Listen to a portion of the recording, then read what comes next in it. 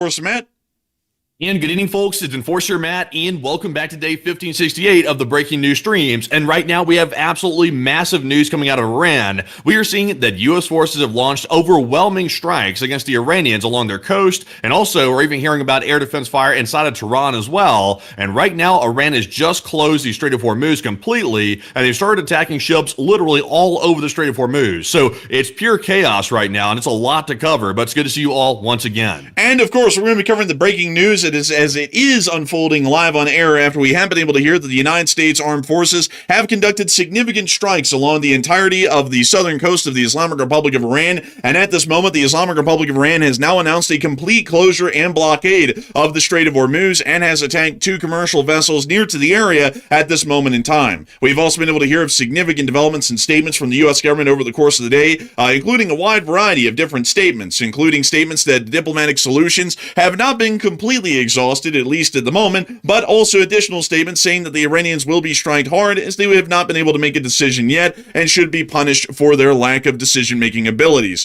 We have also been able to see as well that the United States of America has continued to enforce its blockade near the blockade line of the Gulf of Oman, while additionally, further information according to the president has come out today about the crash of the AH-64 Apache within the Gulf of Oman. Additionally, we've also been able to see that the Islamic Republic of Iran has vowed retaliation to the strikes and will be apparently, or assumedly at this point, conducting retaliatory strikes against U.S. forces in Gulf state countries throughout the Middle East. We've also been able to see that at the same time, the U.S. Embassy in Baghdad has put out some significant warnings, warning the U.S. citizens within the country to exercise extreme caution as an Iranian attack or attacks by Iranian militias could be conducted at any moment. Satellite imagery has also confirmed that there has been damage at the Muwafaq Salti Air Base within the Kingdom of Jordan, and we've also been able to report of additional airstrikes by the Israelis throughout the moment right now. But we actually have more breaking news coming out on air. And Matthew, what do we got? Okay, so right this very minute, the U.S. has started a brand new wave of missile strikes against Iran. We had heard earlier that apparently the Bandar Abbas port was under heavy attack, including the islands near Bandar Abbas, and apparently there was a specific naval base that's sort of more toward, I guess you could say, the eastern side of Bandar that was apparently hit extremely badly by missile strikes from the U.S. forces. Right now, I can confirm that U.S. forces are carrying out another very large wave of strikes. And I want to reiterate this, by the way, the U.S. is calling these self-defense strikes, but at this point, it's very obviously a coastal campaign that the U.S. is starting against Iran. I think that's fair to say at this point. So also, by the way, we just got a statement here from the IRGC. They're explaining what they're doing with the Strait of Hormuz. So if you could walk us through that and see what Iran's doing, because they've done this literally within the last 10 minutes. They've entirely closed the Strait of Hormuz, and they're now firing upon several vessels as we speak. But take us through this announcement right here from the IRGC. This is actually one of our newest announcements. We actually have two of these, folks, so we'll be making sure to read the second one that was put out about 10 minutes ago here in just a minute. But according to the IRGC and the statement stated through them via Tasnim News, the Strait of Hormuz will be closed until further notice. The Navy of the Islamic Revolutionary Guard Corps, following the repeated violations of the ceasefire conditions by the American enemy, the Strait of Hormuz will be closed until further notice. We warn that no vessel should leave its anchorage in the Persian Gulf and the Sea of Oman. Approaching the Strait of Hormuz will be considered as cooperation with the enemy.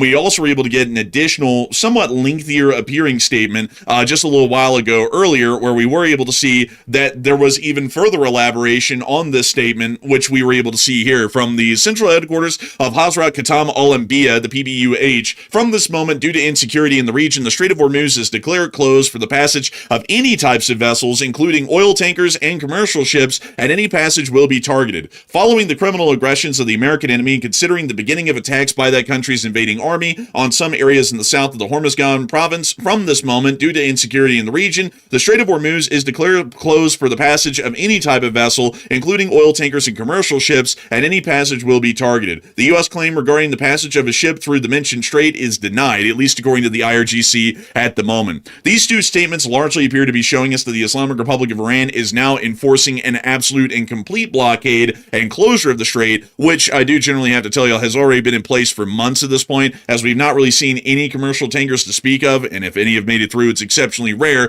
getting through the Strait of Hormuz either into the Persian Gulf or into the Gulf of Oman, vice versa. We actually have even more breaking news happening at this moment right now on top of that. So Matthew, what do we got? Okay, so get this. We just got allegedly the U.S. president has given a statement to Fox News right now, and I haven't had a chance to actually see the video of him saying this, so take that for what you will. But according to OSINT Technical on Twitter, the U.S. president has apparently spoken directly with Iranian officials. He confirms that U.S. fighter jets are currently flying over Tehran, by the way. That's what they're claiming, that U.S. fighter jets are right now over Tehran, and I would assume that's the current explosions we're hearing in Tehran. It's probably from those U.S. fighter jets, I would imagine so. Also, get this, 49 Tomahawk cruise missiles have been fired so far. That's 49 Tomahawks fired at Iran so far. And also, the U.S. president claims that the bombing will stop shortly. But here's the catch, though. Iran is going to almost certainly respond. They are not going to sit back and simply take that and then not do anything about it. So it's far from over, to say the least. But apparently, like, how much does a Tomahawk cost, by the way? Let's see that real quick. About $1 million. Cost. Let's see here. So, not the steak. I want the I want the missile cost. Let's see here. Okay, so you said $2 million just a second ago. It was about $1 million. I think it's like $1.5 million to $1.2 million or so. So it's apparently $2 million per Tomahawk from the looks of it. That's what it's saying right now. So 2 million times, or 2 times 49, obviously, almost $100 million worth of Tomahawks were just fired at Iran just right now. So that's some pretty wide-ranging strikes. And also, I'm sure people are curious at this point, what was struck? We have a lot of different places that were apparently struck. For mainly, Bandar Abbas was the main place that was struck so far. But there is a specific location I want to check out real quick, by the way, because we're hearing about strikes there at it. Of course, Qasem Island's apparently getting hit as we speak. That's the Iranian toll booth, of course. But there was one place, I'm trying to scroll down and get this real quick. Unfortunately, do you know what I'm talking about? It's like a little small naval base. Here it is, Bandar Kargan. It's Bandar Kargan. Look at that location right there. They have really done a number on that spot right there. I'm not sure exactly why, but they have been hitting that over and over tonight for some reason. That's confirmed from Iran. Let me see here. Let me get this for y'all here really quickly. So this is Bandar-e Kargan. There isn't really a lot of naval facilities like actually to speak of in this area. It's largely a small inlet in the coastline, but this is apparently an area of hotbed IRGC activity as they generally pull the boats up along the coast and operate them directly from the shore of the small bay that the city of Kargan, Hormuz is on. So that generally gives us an understanding that right now they're operating IRGC forces in significant numbers from the bay near to Kargan, and they're apparently striking the shorelines where these boats are currently sitting at the moment. So this looks to be largely an operation to try and knock out IRGC fast attack boats, because there really isn't anything looking like a permanent facility that generally exists within this area.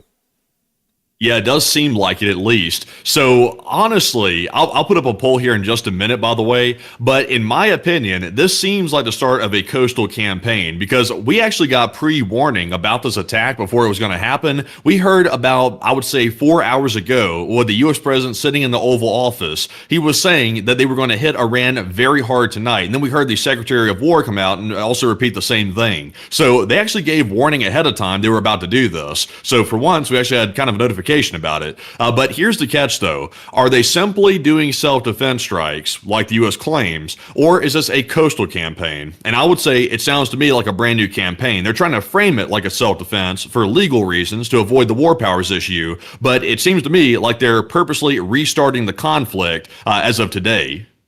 It certainly does appear so. These coastal strikes are quite significant and are spanning over a wide area again like yesterday. But I do want to make it clear to everybody that there was not actually an Iranian action that precipitated this retaliatory or defensive strike by the United States today to speak of. This is actually, according to the U.S. government currently, a second round of quote-unquote defensive strikes that have been conducted after the Apache that was taken down yesterday was taken down by IRGC forces, according to the United States of America.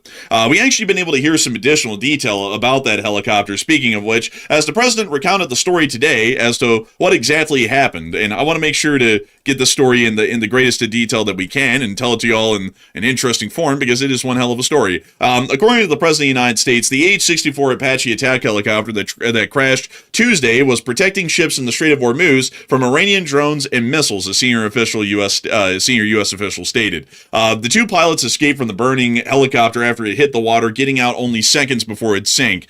Interestingly enough, though, in another retelling of the story, the president actually stated that the Iranian drone apparently flew at the helicopter, crashed into the cockpit, and somehow launched itself in between the pilot and the weapon systems operator in the void between the two seats and the two operating consoles, and then that led to a fire breaking out in the cockpit, and then the helicopter crash landed into the water, splashed down into the water, and then they bailed out of the burning cockpit while the helicopter's rotor blades were still slowly spinning above. A little bit of a fanciful story, I'll have to say, but we're not entirely sure if it's true or not because we don't really have any video or picture evidence to say one way or the other whether it's actually an accurate story. But still, it does appear, at least at the moment right now, that the United States of America is largely working off of that story as the crash origin point that has led to all of these defensive strikes that we saw yesterday and today, and the strikes that are still ongoing at this moment right now. And we actually have some further updates coming out on the current situation. So what do we got? Okay, so before we get into the information about the Apache situation yesterday, I want to bring y'all back through something that we saw about 4 hours ago, around the same point that the U.S. was announcing that they were going to strike Iran at this time, literally right now as we're live. We saw that there were fires breaking out in Tehran. We saw multiple different fires break out. We saw one reportedly at a warehouse near Qiyam Square in southern Tehran, and nobody really could figure out who did it. It was sort of a mystery at the time, but Enforcer, I put these videos under the likes tab, by the way, so we can jump to these first right here. I have a couple of videos of explosions in Tehran and also a couple of pictures as well showing this, and also some Iranian jet activity that we're currently seeing over Tehran right now as well, just to bring people to the capital. Because, you know, even though the U.S. is striking the coast, everybody's always curious, well, what's happening in Tehran? Because that's obviously where the government leadership's at. So we have some information there about it. And so to show y'all some of these clips here, we actually were able to see a decent montage of pictures, smoke rising from the Capitol. This did happen before the strikes, however, by the United States, and apparently it's near to the Kizvan Market, from what we're understanding, in District 12 of the city. Not to make a Hunger Games reference, that's literally the location that it's in. And we can see some of the pictures of those fires right there. We also were able to get an additional video as well, showing the fire and explosion as well, or more so a picture here, showing the fire that did occur near to this market area inside of Tehran. And we also have a clip here, actually two of them, showing the inferno that is currently happening in District 12 of the city. We see the fire brigade arriving here, apparently attempting to put out what is now a uncontrollable inferno, and we can also see that most of the market was on fire at the point of this clip. We can also see a second angle here showing the fire continuing in the distance. It's a big fire. Also, people were saying, because we don't know exactly what this was on fire, but the rumors I've heard so far is this was apparently some sort of like rug warehouse that actually was like storing rugs for sale. So I guess that's the best theory we have to go with at the moment as to what that was. Kind of weird, though, that of the same day the U.S. says they're going to go in and strike Iran very heavily in preemptive strikes like this, that all of a sudden we see these major fires breaking out across Tehran. A little bit weird, and also kind of lines up what we saw the last time before the U.S. struck. They started all kinds of sabotage operations across the major cities like Tehran, and I would say this looks very similar to it, by the way. It certainly does. We also have a second clip here showing an Iranian firefighter. We can even get into the clip. Absolutely tweaking as he films the fire. This was apparently put out by, I believe, IRIB News within the Islamic Republic of Iran, and we can see this in the clip right here. ای بالاتر از میدون قیامه. پشت سر من یه انبار بزرگ گاراژ حدوداً به وسعت تقریباً 2000 متر مربع. وسطش هم یه ویره. چندین انبار و غرفه داخلش هست. بیشتر تو کار فرشن چیزی که ما داریم می‌بینیم. ساعت 19:40. Isn't his job fighting the fire? Does anybody even know what he's saying? It's like, I'm not sure people that speak like Farsi know what he's saying at this point.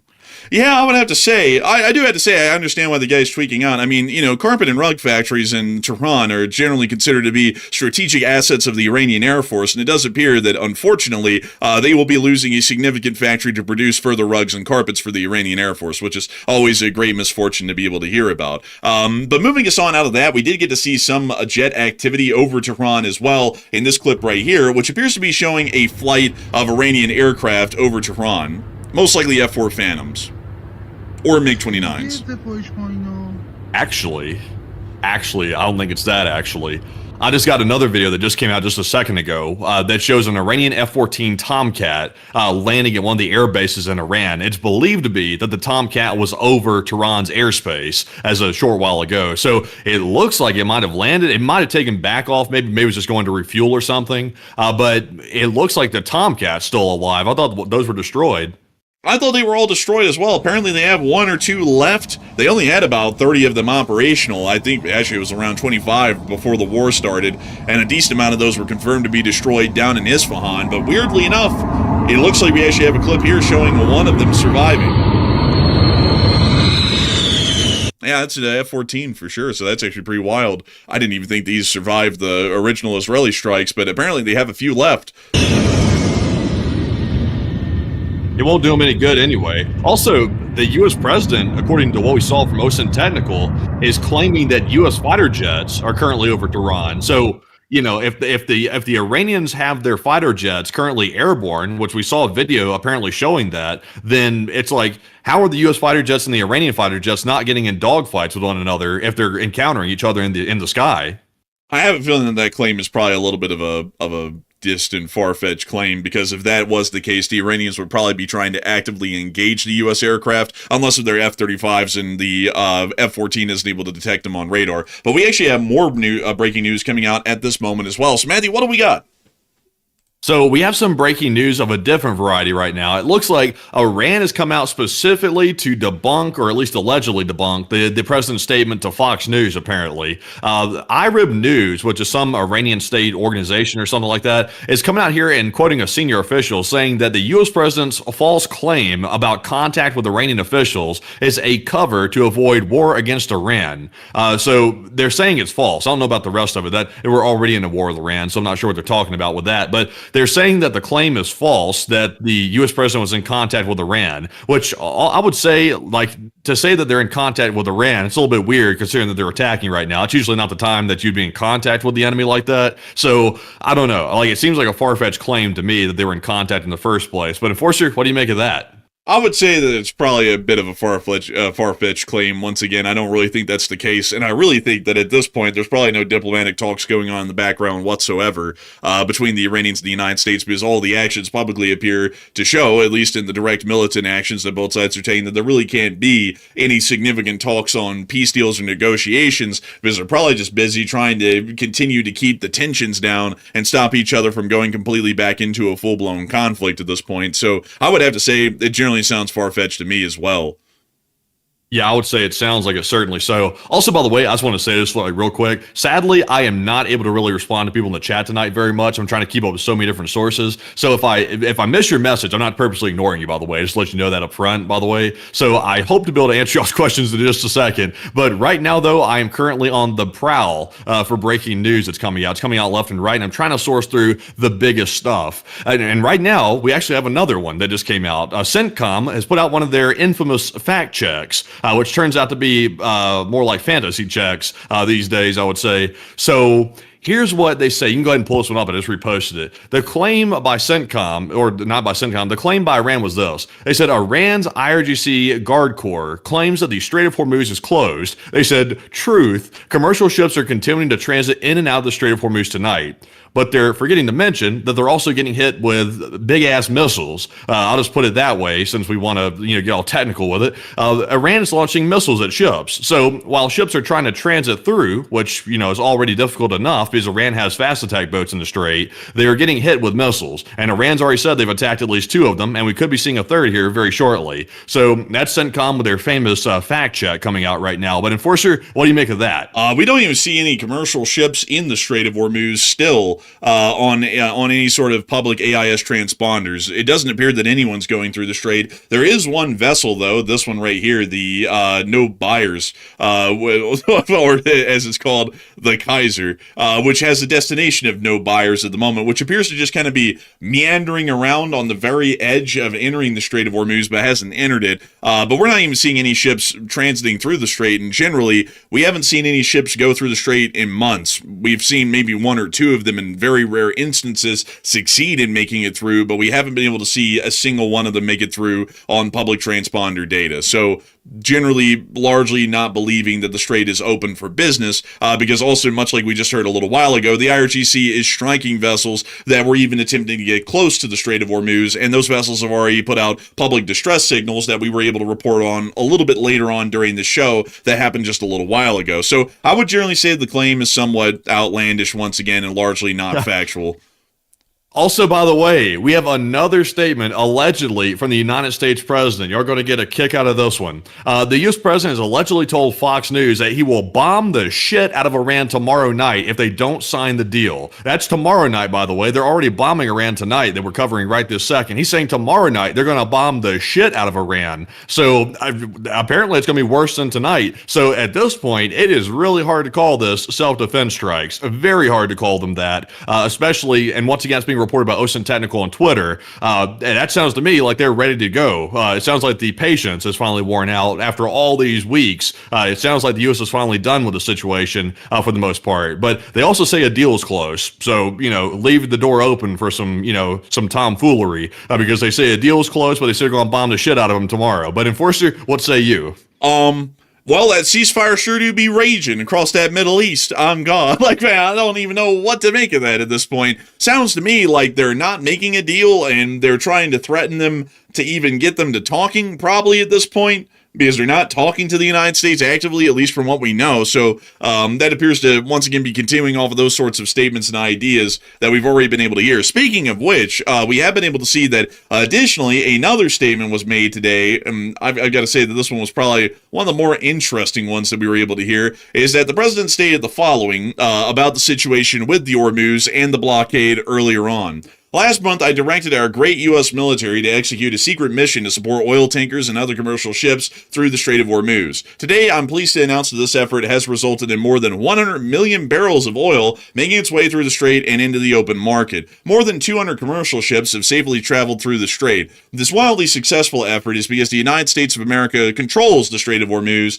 not Iran. Their military is defeated and their economy is lost. It's over for Iran. And that was a statement that was made prior by the president of the United States, largely claiming that the United States had escorted more than 200 commercial ships through the strait and had been able to get 100 million barrels of oil out over the course of the past month. Let me make sure I'm reading that correctly. Let's see, this effort. So yeah, over the course of 30 days, 200 ships made it through the Strait of Hormuz, and 100 million barrels of oil also passed through the strait. The problem is that we have not seen a single one of these ships on any public transponder data in the Persian Gulf disappearing on public transponder and then reappearing in the Gulf of Oman or the Arabian Sea. As a matter of fact, we haven't seen a single ship for the larger part that is still within the Persian Gulf and the Gulf of Oman appear on the other side in one way or another. So we're believing this claim is largely false because we don't have any actual proof or evidence to be able to confirm whether that would even be close to true. But in the meantime, we actually do have some more breaking news coming out at this moment. Okay, so we're getting a video right now that is claimed to be from Qasem Island, which is a place that's been struck quite heavily this evening by the U.S. forces. It looks like they've captured the sound of U.S. fighter jets flying overhead during the first wave of airstrikes that the U.S. conducted against Iran. So take it with a grain of salt. Let's take a look at it and see if it appears to be a legitimate video. I mean, here's an incoming missile, most likely a Tomahawk. That sounds to me like a Tomahawk flying over. It's just that we can't see it because of the fog. Yeah, it sounds like a Tomahawk. Like, it has that distinct, like, cruise missile sound to it. There was obviously a fighter jet nearby if they launched a Tomahawk, but I don't think that was the fighter jet itself. But it appears to be likely a legitimate video, though. It does appear to be a legitimate video, I would have to say. It is confirming that at the moment there are still Tomahawks apparently flying, or this might be an older clip that was just published that was showing that Tomahawks were flying around the area of the Strait of Hormuz during that time. Also, it appears that there has been a report of jet activity over Fardis in the Al-Boros province of Iran, and the Fardis area is actually... Let me make sure to show this to y'all exactly so that way I can make sure to get this down. The farthest area is actually just to the west of Tehran, just south of Karaj. So this generally is showing us that there are still some Iranian Air Force aircraft up over Tehran. The President of the United States has claimed that U.S. aircraft are currently over Tehran. We're not entirely sure about that because we just did see that there was an Iranian F-14 up in the air. And if we did have aircraft up there, they're either going to be detected by the Iranians if they're not stealth, or if it's an F-35 or an F-22, highly unlikely an F-22, much more likely an F-35. If it is an F-35, then maybe the F-14s didn't spot them with their radars, but then they'd probably be able to visually identify them, especially if the F-14s and the other Iranian Air Force aircraft are flying directly over Tehran, and the U.S. aircraft are also flying over Tehran as well. Eventually, the pilots would see each other just by the visual sight of the other aircraft in air, even in the midst of the night. We've seen that a lot of these aircraft are clearly visible because of their engine exhaust, either through afterburner or other means. So that generally is our belief at the moment. Also, get this as well. I'm seeing people ask me this in the live chats while I'm covering it right now. Some people are saying, has Israel joined the attack? I will say I am seeing the reports right now. They're just allegations. I'm seeing a whole bunch of Telegram channels claiming that the Israeli Air Force just became active over the radios, the radio transmissions in the area. But I take that with a grain of salt, though. Israel has officially denied being involved in the strike on the Iranian territory. But then again, it could be possibly a cover. They might not want to get too much in the fray. They didn't want to get struck by Iran again. That could be part of it. But it sounds like there's some allegations that the Israeli Air Force could be involved in these strikes against Iran that we're seeing right now. So I'm not sure what to make of that. I'm not really sure if they are or not at this point. It's up for debate. But Enforcer, what do you think about that? Do you think they're probably involved or not? I wouldn't think that they're involved at this point. It sounds like the Israelis might be prepping to get involved, but I have a feeling this is largely just a U.S. action at this point. It looks like the U.S. and Israel are somewhat disjointed in any sort of unified command or execution of command abilities at this point due to a myriad of diplomatic actions in the background. So I would believe that it's probably just a U.S. action at this point, and maybe the Israelis are getting prepped to try and get involved, but I would doubt that they're going to be getting directly involved. Also, by the way, another thing that I wanted to bring up, considering that a lot of people have been talking about the situation around the Hormuz and also the escalation of the conflict. A lot of people have been wondering where this is going economically, and we have been able to see that the oil markets are showing that the price of oil is skyrocketing again, and WTI crude already has bounced back from its $90 low back to $92. So it does appear that the price of oil is starting to skyrocket once again because of these hostile actions. And also, on top of that, there's another important thing to point out as well, especially with the statement from the President of the United States, where he claimed that 100 million barrels of oil had been able to exit the Middle East in the past month, and 200 ships have been able to make it through the strait right under the Iranians' noses.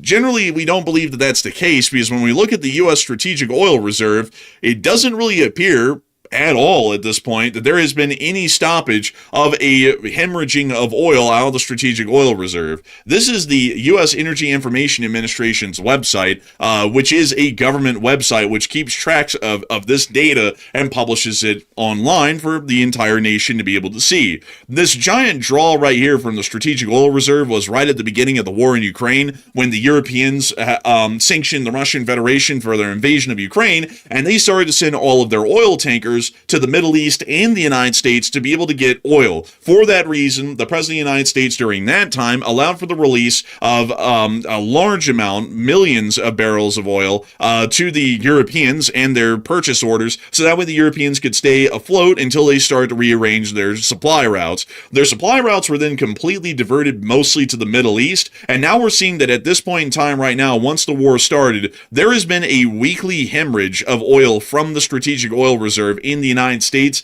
and it is not slowed down at all. It is still at the same consumption rate that it has been for the entirety of the conflict since the blockade was put in place, which is what is making myself believe that the statement by the president appears to largely be false, because we would most likely see, if the statement was true, that the bleed from the Strategic Oil Reserve would probably still be ongoing, because it's still not pre-war oil shipment volumes over the course of that month, but it also wouldn't be skyrocketing down into the absolute gutter back to where it started in 1982 at its lowest, if there was any sort of oil that was flowing out of the Middle East in any large proportion. So I'm generally thinking that there's a lot of interference that's being run in statements by the U.S. government at this point to try and make statements that might give faith to the oil markets. That way the prices don't skyrocket and maybe they stabilize, because now they believe that there's oil out there that might not be out there. But generally the statistics are showing us at this point that there is still a significant drain on oil resources because the blockade has never been circumvented or largely overrun by U.S. forces in a forceful opening of the Strait of Hormuz and a breaking of the Iranian blockade. Additionally, we've also been able to hear of other major news around the area as well, including a UK MTO report that came out earlier this morning, as the UK MTO received a report of an incident 20 nautical miles northeast of Sohar, Oman. Local authorities have reported a tanker experienced a fire in their engine room and are on scene assisting with the evacuation of the crew.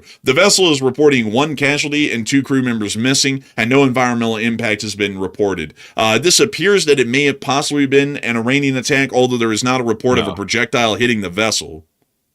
This was a U.S. strike on the vessel, according to what I've gathered so far. CENTCOM sent a Hellfire into a ship in the engine room, which matches up perfectly with this report right here, and they disabled it because they claimed that it was trying to run the U.S. blockade. That's what the U.S. claimed, and this right here apparently shows it in the video that we're looking at. And we actually see the Hellfire impacting the side of the engine room right there and leading to a major secondary explosion, which might have been a fuel tank or some other fuel line rupturing and exploding from the Hellfire impact. But we're going to actually watch that a second time here to show the impact right there, and then the secondary explosion right here that was caused after the initial impact. So that appears to be where the casualties came from, and a big thanks to Enforcement Matt for correcting that on air, because I was generally assuming that that was actually one of the Iranian attacks that had been conducted on the commercial ship, considering that news actually came out from the UK MTO around the same time that we started to hear that the Iranians had attacked 2 commercial ships near to the Hormuz, and I was thinking that that might have been one of them. We have also been able to hear an additional UK MTO report from the Gulf of Aden, which stated the following. The UK MTO has reported a incident 88 nautical miles southwest of Al-Haf, Yemen. A cargo vessel is reported being approached by 1 craft with 6 armed persons on board. There was an exchange of fire between the small craft and the cargo vessel's armed security team, resulting in the small craft turning away. Authorities are investigating. This is a Somali pirate incident in the midst of this all. Vessels are advised to transit with caution and report any suspicious activity to the UK MTO. While we can largely dismiss this immediately as an incident of Somali piracy, there is a high likelihood that here in the near future we're going to start hearing of similar incidents happening within the Bab el-Mandeb itself, as the Houthis are most likely going to be attempting to close the strait. The Houthis have been telegraphing this heavily for the past few months, and as of late, they've started to make it sound as if it is a near imminent action that is going to be conducted within the area of the Bab el-Mandeb, and they will be attempting to force a blockade of this strait in support of the Iranians' blockade against the United States and Israel in the Strait of Hormuz. If that does occur, 12% of global shipping will be forced to divert all the way around Africa instead of sailing through the Strait of, the Suez Canal, which is their normal strait of transit. But we actually have even more breaking news coming out at this moment. So Matthew, what do we got?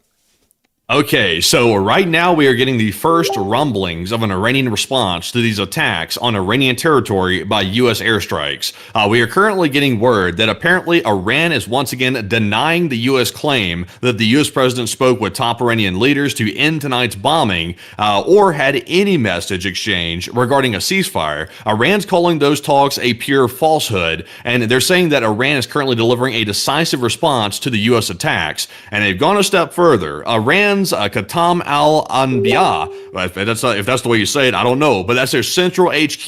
They are saying that the IRGC will soon deliver a large-scale attack on Israel with the first wave of ballistic missiles and drones toward Israeli cities in just a few moments. But that was put out about an hour ago, so many moments have passed, and we haven't seen that yet. So we're waiting to see if that turns into something or not, but of course, that's up for debate. But I would imagine we're going to see some sort of response coming very soon. That's my guess. Also, CENTCOM has put out another fact-check post as of right now. Here's what it said in the post. It said, Iranian media sources are claiming that Iran has attacked a U.S. warship in the Strait of Hormuz. False. Truth. No U.S. warships have been struck, according to CENTCOM. So I don't recall hearing that a warship was struck. I don't recall hearing that from the Iranian sources, so I'm not really sure where they got that from. But Enforcer, what say you? Well, that's kind of odd wordage. I mean, the Iranian, they say that the Iranian claim that they attacked a U.S. warship, it's false. The act of attacking something doesn't necessitate that it was successful or really, kind of imply that it was successful. They could have attacked and failed at hitting the U.S. warship. So the fact check saying that no U.S. warships have been struck, which is a completely different thing, is a little bit interesting there. And I think they're playing a word game with that. I think that's confirming that the U.S. warship was attacked and the attack was repelled. Maybe it was a drone or an anti-ship missile attack and they shot down the incoming anti-ship missiles and drones. And so they've decided to make it sound like an Iranian claim about an attack is false by saying that the U.S. warship wasn't hit, which doesn't deny that there was an attack that happened. It just denies that the U.S. warship was hit or not. So that's an interesting one. Yeah, I would say so, definitely right there. So right now, it is weird because Iran was running their mouth like wildly this morning, recklessly while running their mouth about how they were going to retaliate against the evil Americans if they dared to hit their territory again today. So now we've seen that America has done these airstrikes, several rounds of them, by the way. And not only that, but we haven't really seen an Iranian response as of yet. So that was a lot of yapping earlier today for Iran not to really be doing much as of right now. It's currently at least an hour past the first wave of strikes. It's at least an hour past. So, apparently Iran is planning on responding according to what they've said, but they are taking their sweet time getting to it, it looks like. So I'm not sure why that is. Maybe they're trying to determine if they're going to strike Israel, if they're going to strike, maybe the Gulf states again or the U.S. bases. They're probably trying to figure out what they're going to strike. That's my guess, but they are definitely taking a minute. So, Enforcer, what do you think's the delay? I would say that the delay is probably that they're trying to figure out whether they're willing to strike or in what scale they're going to strike at is probably what they're waiting for. Because we do know that prior Iranian attacks appear to be somewhat measured and controlled to not allow the United States to have the ability to state that because of the massive strikes on Iran, we must conduct retaliatory actions on a large scale. The Iranian attacks are measured to where the U.S.'s responses can only be at the biggest on a smaller scale, like what we're seeing right now, which isn't as big as what we saw during the war. It's a lot smaller than that and only hitting a limited area along their coastline. So I think that the Iranians are probably trying to figure out how big is going to be too big, and then to make the attack just a little bit smaller than that, so that way it doesn't allow for the United States to largely circumvent the Congress, which is kind of holding up the situation at the moment, and allow the president the justification to go all in on continuing strikes against him. And that would allow Iran to kind of keep the situation in limbo for even a little bit longer and hope that the blockade can conduct maybe a little bit further economic damage to put more pressure on the U.S. and the greater Western world. Maybe so. That could be it right there, possibly. But right now, though, we are currently waiting for more breaking news to come out. In the meantime, I believe we have some more news to cover about the sequence of events and also possibly also analyze some of the strikes and the locations and targets that were hit this evening. We did see, of course, that apparently the Bandar Abbas airport was hit this evening. There were several different spots, including radar installations that were hit by the United States forces. So, Enforcer, if you want to walk us through the rest of the news that we have so far, now's a good time to do it, because I'm currently waiting on more breaking news that I'm sure we'll be getting here shortly. Currently waiting on the counterattack from the Iranians, which is expected imminently at this point.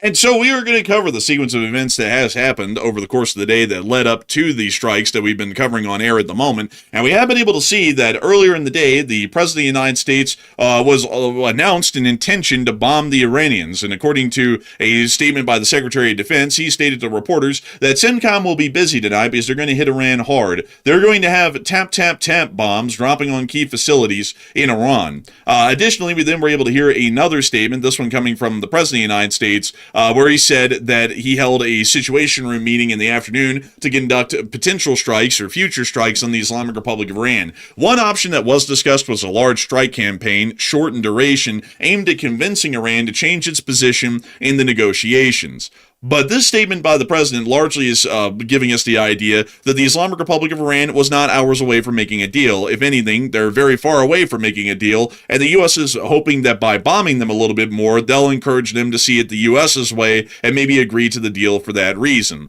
We then were able to hear further on that CENTCOM then issued a statement confirming the beginning of the military operations. The CENTCOM stated the following: U.S. Central Command forces began launching additional self-defense strikes today at 5 5:15 p.m. Eastern Time against multiple targets in Iran at the commander-in-chief's direction. The strikes are in response to Iran's unwarranted and continued aggression. That's when we started to see the strikes along the coastlines within the area of the Strait of Hormuz and outside of that area as well, as we did get reports that there were explosions along the coastline in the areas of Sarik, Manab, Bandar Abbas, and Asalui, which appears to be the farthest away hit, and also doesn't appear to be on an IRGC facility. Oddly enough, I believe that was a concrete plant that they blew up in Asalui. A little bit weird concrete plant got hit, but that was one of the targets.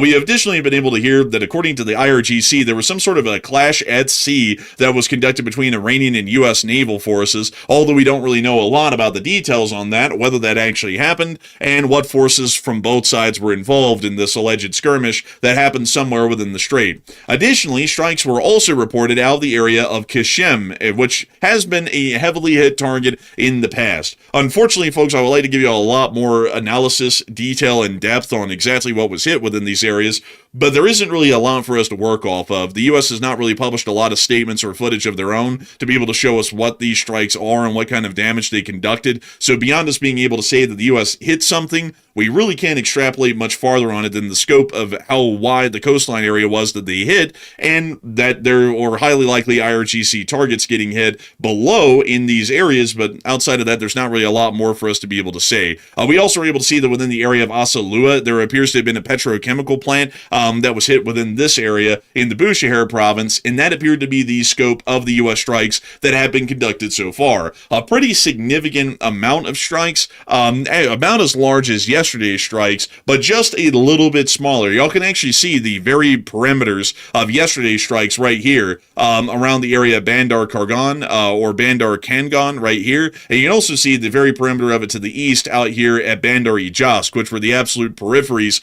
of the strike campaigns that were conducted yesterday. This one was just a little bit smaller in the amount of coastline that it hit, but it does appear that most of the strikes were once again attempting to target and destroy IRGC forces that are operating within the Strait of Hormuz. We also were able to hear that there was air defense fire on the island of Kish, but we didn't get to hear that there was any sort of explosions on the island during those air defense activities, which appears to be showing us that they might have been trying to shoot down a drone, or the air defenses might have panicked and started to fire, thinking that there was something in the air that they could not see. Additionally, there has been a large number of tankers still airborne at this moment right now, which we can still see on flight radar here, which are still operating within the area. We can see that some of them are still flying in or are currently in their orbits, and other stratotankers are currently returning back to Tel Aviv, most likely to land and be replaced by another flight, which is most likely preparing and taking off from Tel Aviv at this moment. Still, we've also been able to hear further than this that there was additional information as well that came out on the situation concerning the air defenses throughout the rest of the country. As we did get to hear that the city of Shiraz did have activated air defenses within their area, but we have not been able to hear of any explosions in that area either. We also were able to report that there was apparently some sort of a rotating object over the city of Kazvin, which is to the northwest of the city of Tehran, which we were able to see in this clip right here.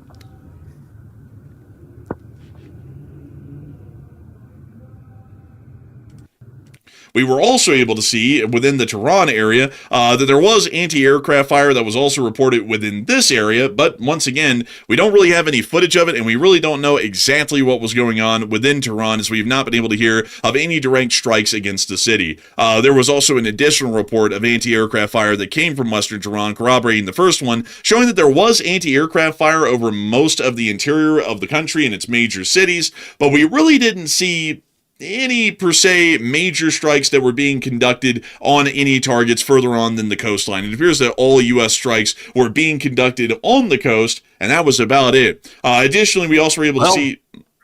There's claims out there that apparently some of the strikes occurred only miles from the capital, Tehran. That's the claim coming from the office of the president, of course.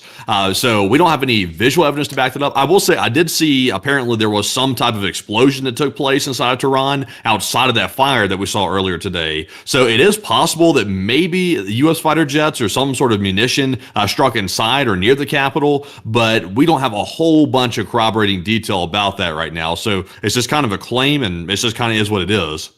And largely, unfortunately, folks, we don't work off of what could be news. So it might have happened, but generally, unless we have something to confirm it, it really didn't happen for the larger part. So we don't really know if there were any strikes around Tehran. And I'll be entirely honest with y'all, I'd assume there wasn't, because if there was, the Iranians would report on that. One thing that we do know that the Iranians don't really lie about is whenever they get bombed, they usually report that publicly, that the U.S. bombed them somewhere, because it gives them a justification for retaliatory strikes. And so far, the IRGC or anyone in Iran or the Iranian government has not come out and stated that there were strikes that were conducted anywhere around Tehran. So we're kind of thinking that might have not happened, but maybe it did. We just might not see any evidence for it yet. We've also been able to hear that within the Baghdad area, according to the United States, they've issued a level 4 travel advisory out of the embassy and have stated that due to regional developments, U.S. citizens in Iraq are advised to maintain the highest levels of vigilance and awareness and to continuously monitor local news sources. Disruptions to travel or sudden airspace closures may occur without prior notice. The U.S. Embassy in Iraq reminds U.S. citizens that Iraq remains under a level 4 travel advisory, which is a do not travel warning. U.S. citizens are advised as follows: do not travel to Iraq for any reason. If you are currently in the country, depart now. For information on flight statuses, U.S. citizens should contact their airlines directly. Airport operational information can also be viewed via the following links, which they then gave the links to Flight Radar, funnily enough, for the Baghdad, Basra international airports, and then apparently some sort of another different websites for the Jalal Talbani International Airport and the Erbil International Airport. They then stated operational status: the U.S. mission in Iraq continues its operations despite the implementation of ordered departure measures for some employees. In order to continue providing assistance to U.S. citizens in Iraq, the U.S. Embassy in Baghdad provides limited service to U.S. citizens. If you are a U.S. citizen and need assistance, you can contact the U.S. Embassy in Baghdad via email or the U.S. Consulate General in Erbil via email. They then stated a following list of actions to take generally to try and protect oneself while they're in Iraq, which is a very dangerous place to be in general, and then also stated that there are additional numbers that they could call for emergency services if things are incredibly bad. Funnily enough, they actually have a 911 number in Iraq, which is just like the United States. But outside of this embassy warning, we actually have breaking news coming out right now. So what do we got? Okay, so we are getting some breaking news right now. We're hearing new reports of explosions inside of Iran, which is kind of odd because right now it seemed like the U.S. airstrikes were coming to a close, but it might not be the case. We're currently hearing from eyewitnesses on the ground. They're reporting 3 explosions near Abyak in the Kavins province of Iran. And Enforcer, if you could give us is that where it's currently at right there where the marker's at? Yeah, it's between Kazman and Karaj. Interesting. So that's actually right outside of Tehran to a large degree. So that's where 3 explosions are being heard as of right now. Apparently right outside Tehran for the most part. So not totally sure if the U.S. is conducting maybe another wave of strikes. It is possible. There's a ton of air assets up still in the Middle East right now, like U.S. Stratotankers and things like that. So maybe it's not over with yet. Maybe that's why Iran hasn't responded because they're worried that the fighter jets could end up attacking their mobile TEL ballistic missile launchers if they come out of hiding. That could be the case. It's possible. It's really interesting to note that this town of Ibek, let me see if there's anything around here of note. There's an industrial quarter. There appears to be some sort of a quarry out here. Let's see here. What appears to be a garden or some small farms. And then the city itself. Not really anything else to speak of here, rather than the major highways that pass through the area. So I wouldn't really know what they're hitting out here at the moment. Well, actually, hold up. What is this? That's rather odd looking. It's like a... Hold up. I don't know what this is, folks. This actually looks like it might be an Iranian military facility that's getting bombed.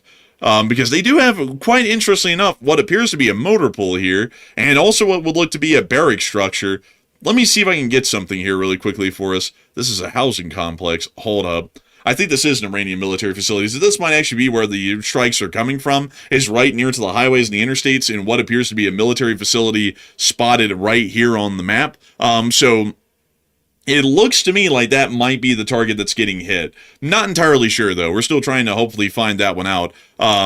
Because there's also like community centers and whatnot in this area, so this might also not be a military installation. It might be just some sort of a weird, Well, no, that definitely looks like a parade square here. This has got to be, I mean, like if anything, it's got to be a military base. I mean, that literally looks like a parade square, and they got a giant motor pool looking area down here. These look to possibly be Iranian military transports and fuel trucks, so that looks like this might be the location of the strike right here, but hopefully we'll get some further information on it. We actually have some more updates coming out on the situation as well, so what do we got? In the meantime, it looks like Israel is currently getting busy on Lebanon right now. It looks like Israel has just hit some artillery, apparently, allegedly, at a hospital at Nabatea in southern Lebanon as of right this minute. So that might also prod Iran to do something wild as well, because, of course, Lebanon's a bit of a hotbed issue for the Iranians. That sort of sets them off to a certain degree. So we are seeing the artillery shell and also a video that came out of it as well. And here's the clip.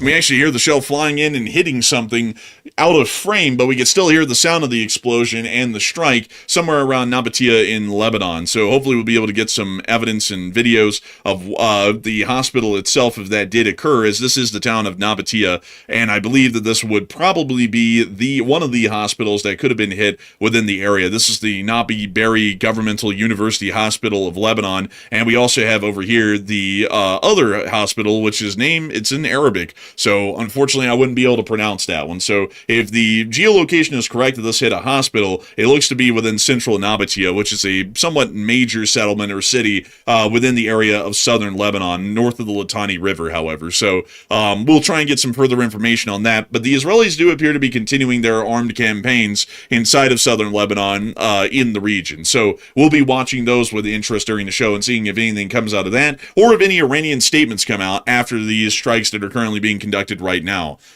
So with that, we will be waiting to see what we can get out of that information. And in the meantime, it looks like a lot of people are talking about the ongoing poll that we have about the U.S.'s strikes on the southern coastline and what they appear to be turning into. And Matthew, what are people thinking about that? And what are you thinking about that as well?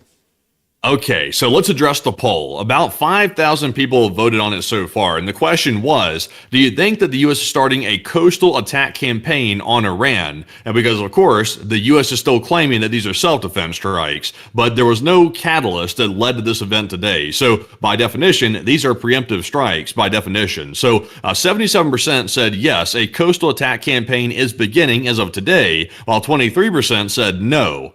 And I would say that the proof just came out a second ago when the executive branch said that the bombing will stop in Iran based on request by Iran's leaders, but will resume tomorrow if a deal is not signed. Then that, in my opinion, basically signaled the start of a coastal attack campaign.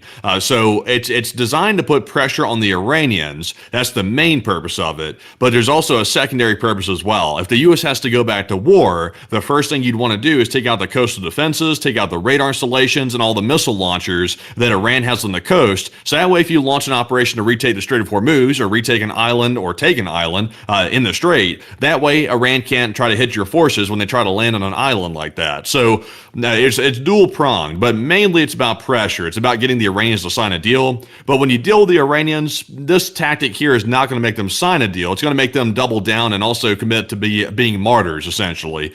So that's probably what they're going to do. They're probably not going to be signing any deals, I would imagine. But Enforcer, what say you? I have a feeling that this definitely is the start of a coastal campaign and also a broader plan for continuation of the conflict by the United States, although they're still going to have to try and get around what's going on with the Congress right now to be able to really restart the conflict. But it appears that the strikes right now are attempting to try and hit critical installations within the area, and we have noted that there has been a large number of strikes on some particular areas within the area of the Strait of Hormuz, such as Sarik, which is an IRGC naval wharf. You can actually see that one right there. And you can also see what appears to be the remains of the naval facility that once existed here, which appeared to have largely been destroyed in the prior strikes. We can also see, additionally, up here, the other IRGC facility, which was also targeted yesterday, and we believe was targeted and hit again today. There was also apparently some reports of strikes around Kargan, which appears to be just a normal bay or an inlet that the IRGC might operate out of as an impromptu sort of a facility. And we can also see as well that there has been strikes in Bandar Abbas and also Qasem Island, which do appear to be showing us that the United States is attempting to hit some sort of IRGC facilities or support facilities within the area that would help them to be able to force and continue a blockade. We don't really know about how anti-ship missile systems and anti-ship weapons outside of direct surface vessels are faring or operating within this region at the moment, but it certainly is showing us that at least right now, the strikes are well and truly continuing against a continuous type of target in the area, which looks to be trying to soften them up so that way if a forceful reopening of the Strait of Hormuz is taken as the choice of action, then we'll be able to do that a little bit easier once that's supposed to be conducted. So I would generally be with the 77%. I think that at this point, this is probably the beginning of a new coastal campaign by the United States. Honestly, the strategy by the U.S. officials right now, by essentially restarting the war and saying it's just self-defense, bro, it's just self-defense. I mean, that's the same as like taking a sword to somebody and poking them with like a sharp sword and saying this won't hurt a bit. It's like, I mean, it's kind of denying the obvious. Obviously, it's going to hurt. Somebody's getting stabbed with a sword that's very sharp. So I'm not so sure. Like, on one hand, like I understand they're trying to get around the war powers thing, and on the other hand, I'm kind of like, you know, it's kind of just a weird thing to like say it out loud that it's so-called self-defense by, you know, attacking preemptively. Kind of a weird thing with that. But also, by the way, we do have some more news right now. The IRGC is currently claiming that they've targeted the U.S. Fifth Fleet base in Bahrain yet again, apparently just minutes ago, with drones. The only problem with that is we haven't heard any sirens going off inside of Bahrain, and we haven't seen any videos or pictures coming out corroborating that to a large degree. So I'm not sure if Iran's just making that up and they're just saying that, because I have no way to know if that's true or not. And Bahrain's not saying anything, and nobody in Bahrain saying that anything has happened. So, Enforcer, what do you make of that? Man, give it up for attack number 15. Like, give it up for attack number 15. I don't think they hit it, like, at all. Like, if we haven't gotten any air defense alerts out of Bahrain, and we haven't seen active air defense in Bahrain, then there is nothing happening in Bahrain. I think the Iranians are lying about this one flat out just to try and save face on what's going on right now and to make it sound like they're already responding. We haven't seen them respond yet, mind you all, although they have pledged and sworn that they will. I don't think that they are going to be for a while, but this sounds to be trying to jump the gun and state that they're already hitting stuff that they haven't even hit yet. Maybe they're talking about yesterday's attacks and just trying to word it to where it sounds like today, maybe, but they haven't hit it at all today from what we can tell on air. Yeah, I don't see anything. I see literally zero evidence of the attack. Not even a rumor of an attack, except from Iran. That's the only place that's saying that is the Iranian IRGC. So there's literally no evidence. So I think they're just making this up, wildly making this up. Like this is actually kind of a little bit laughable here. If we get video evidence, of course, we will report that. But right now, you can't really take that for anything. But we also get some more information apparently coming out. Oh man, I thought this was coming out of Iran. This is coming out of Russia right now. It looks like Novorossiysk is currently under an assault and a half. It looks like hell's raining down on Novorossiysk. Oh my God. I thought that was Iran for a second. Do you think we should like momentarily just show people this, or save that for the later segment? I think it might be a little bit confusing if we jump between the two, so we might want to save that for later. I'm going to definitely put this down on the map because they're under attack. Let's see, Novorossiysk. I got to spell this right, folks. Under attack. I think I just spelled it wrong anyways. Let me make sure. Oh, okay, good. I just missed the capitalization. So let me put that down right there so we can get to that here in a little bit. You know, honestly, it is such a wild clip. I think should we show it, folks? Should we show the clip? Like, let us know in the chat. Should we show y'all something from Ukraine a little bit early? Like a little treat?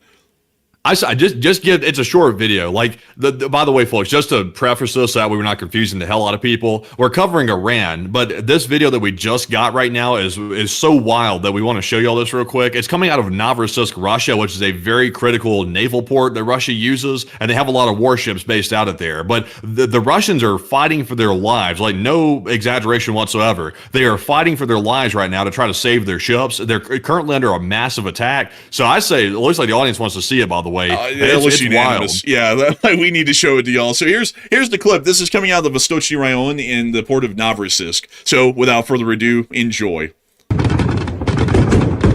Oh my God. Holy crap. They've got some legitimate artillery out here tonight. Like, they've got some heavier anti-aircraft guns.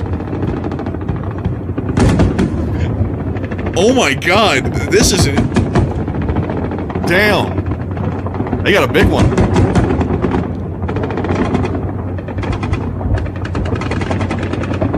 minute.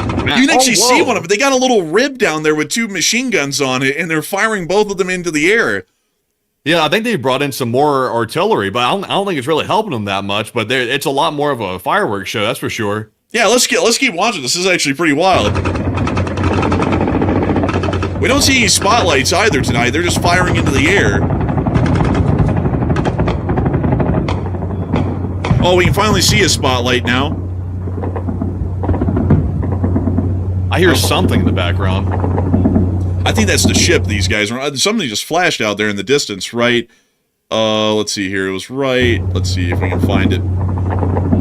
Oh, that was that shell impacting on the shore, or like on the surface of the sea, so nothing there. This is actually the sound of the ship. Like, that's the hum of the motor and stuff that you're hearing in the background. So this was apparently filmed from a ship. Man, do you think they even know where the drone's at? I didn't even really, like, now that you said that was the ship making that humming noise, outside of the ship, I didn't hear anything else. Like, it seemed like they were firing at ghosts. I think they were. Like they're definitely under attack, I would assume, because they probably do know, at least at a minimum, that there's one in the area somewhere, but I don't think any of the air defense guys locally know where the thing is at and what they're shooting at. It also looks like, by the way, just to do a little bit of quick geolocation here to make sure that we know where this is. You notice that rib right there, and that this breakwater behind it, to make sure that I word that properly for YouTube. That appears to be this breakwater right here, because you can see these larger crushed stones. And while we really can't see it well in this dark footage, that appears to be the larger crushed stones at the bottom and the concrete wall that makes up this breakwater for the Vostochny Rayon. And this rib is sitting somewhere kind of close to it. So all of this air defense fire that we're watching here appears to be coming from all of these following areas. That rib that's probably right here, all of the air defenses on the rear side of the Vostochny Rayon, all of the air defenses from this paddock down here where some of these ships are docked at, and then some further air defenses coming from the pumping station just a little bit south of it. And that appears to be where all of the air defense batteries in the city are at right now, that are trying to fire at something in the sky, but it doesn't really look like they know where the incoming drones are at, and we didn't really get to see them either in the clip. So they're just firing like wild and hoping that they hit something out there in the darkness. Yeah, it does seem like it, by the way. But also just wanted to show you all that real quick, by the way. We'll get to all of our Ukraine news. We have some huge developments. I covered them in a short war video earlier today, quite extensively. But we'll get into that in more detail later on after we get done with our Iran coverage. But we have to jump back to the Iran coverage here for a second, because we're getting some more breaking news coming out right this second. We're currently hearing that Iranian state media has put out some more statements about their alleged attack. Now they're saying it's not just Bahrain. They're also saying it's Kuwait now as well. They're saying that several explosions were heard at American bases in Kuwait and Bahrain, but I have no idea how they would know that, because the Iranians are inside of Iran. They're not in Kuwait and Bahrain. So they cite zero evidence whatsoever that there's explosions going off. Also, there's been zero sirens in either Kuwait or Bahrain. So I think the Iranians, they're scared to come out right now because the American jets are currently like basically hovering above their heads right now. So they're kind of staying like ants in the bunker at this point. They're not coming out. They're scared to come out because they know the U.S. is probably going to strike them if they do. So instead of actually counterattacking, the Iranians are completely making up a false story just to make it seem like they're not cowardly. So that's pretty much what's happening. And it does appear that this is just an attack of pure fiction. So maybe this is the Iranian response, is that they're just going to lie about attacking U.S. forces? That's kind of odd. I mean, they've done more than that before in the past. So that'd be kind of odd if this really is the Iranian response, is just fabricate claims that they're bombing every U.S. base in the region when they're not. So, I mean, this is quite odd. Actually, very unusual. Also, get this, by the way, Iran's central headquarters put out another statement 50 seconds ago. They said the cessation of U.S. attacks on areas in southern Iran, as announced by the President of the United States, is due to the powerful and crushing response of the IRGC, which dealt another defeat to the country's army in this regard. Just by the way, folks, there's been zero response from Iran. Like, rather than that made-up attack that they did on the bases in Bahrain, which is zero evidence for that, by the way, there's been no response by the Iranians at all. Like, zero military response. So I don't know if they're planning on actually doing a response or not at this point, but they're claiming they've put the overwhelming defeat on the United States, even though they haven't fired a single bullet. Man, that's that raw cope, that 100% organic cope, that free range cope that they be talking about right now. Like nothing has happened at all. Like literally nothing. They're just coming up with the stuff. The source, they made it up. Like there's nobody reporting anything out of Kuwait or Bahrain. There's not even an air defense alarm going off in either country. So this whole thing is just a lie. I mean, like honestly, folks, this is like usually the Iranians try and hedge their lies to where we have to kind of give them a little bit of a benefit of a doubt because we're not really sure if they're true or not. This was just blatantly a lie across the board. I mean, like, this is such a lie.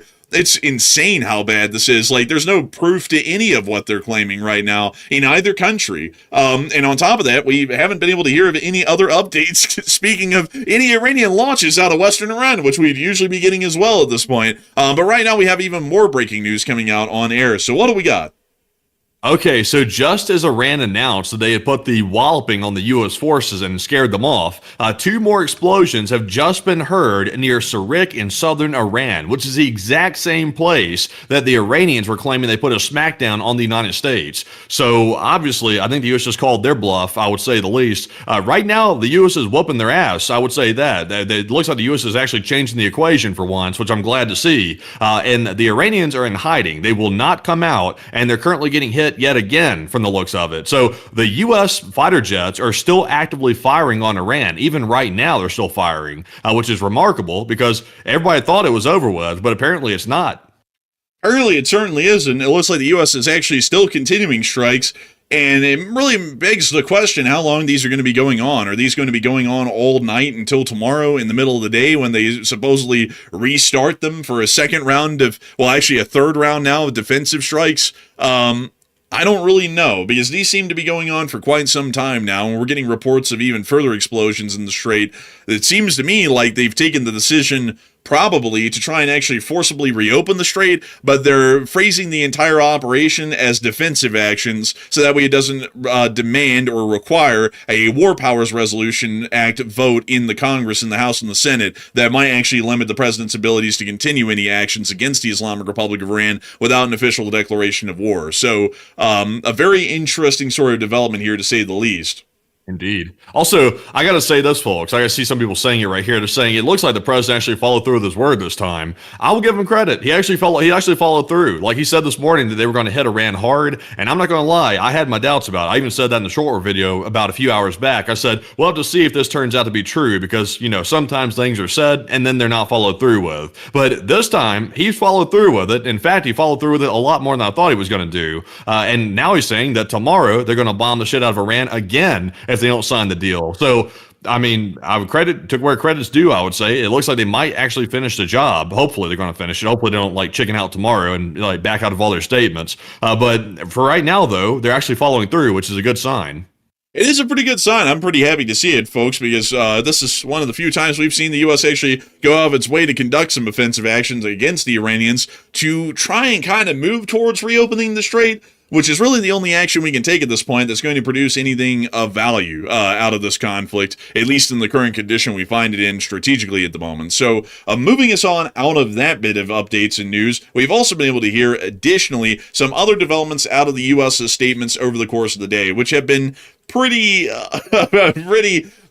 interesting in how they've evolved. This is actually the Apache incident stated in actual word-by-word form from the president, which is an absolutely... Wait, before you get into this, we have our first video of footage of the U.S. airstrikes from Western Tehran right now. This is being claimed from Western Tehran. We have 2 videos allegedly showing this. So this is allegedly coming from Abyek, which is right outside of Tehran, where we just looked at a short while back. We heard the U.S. Fighter jets apparently attacking this location. So I can't believe we have video out of it. I'm shocked. But let's take a look at this, unfortunately, and see what we got. Let's take a look, folks. This is the first video of, like, what is it? 2.5 hours of military action. So here's the clip. Yo.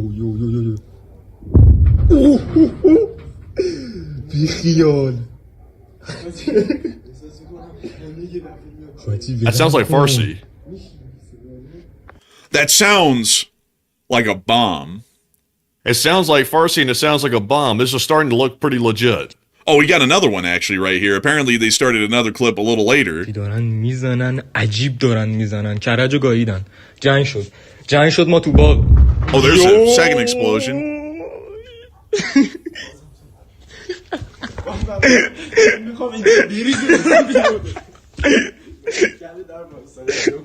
This guy sounds very happy, by the way. He must be a Reza Pahlavi supporter or something like that. He's definitely not supporting the Ayatollahs, it doesn't sound like. He doesn't sound to be a big Mujtaba appreciator. So, you know, a little interesting with that. But we can confirm that there was at least 2 explosions in this clip, and we're still believing. This is, by the way, folks, this isn't like exceptionally close to Tehran. This is actually a little bit of a ways out. If we're measuring it from central Tehran, it's about 50 miles away, up the M2 highway through Tehran. But this is very close to Tehran, I will say that, compared to every other strike we've seen so far that's been along the coastline that we've been able to speak of and largely have enough eyewitness testimony to say they're factual statements and factual events. This is the first video and picture evidence we have out of the situation, and these are actually strikes that did occur within, I believe this is the Fars province of the Islamic Republic of Iran, the seat of that province being Karaj. So very interesting to note here, and also showing us some final proof of the strikes and the sound of them, at least. We don't have any direct footage of the strikes, the explosions, or the smoke rising from the impact sites to geolocate exactly where they were, but it was certainly within the area of Abiyak. Yeah, it does seem like it, certainly.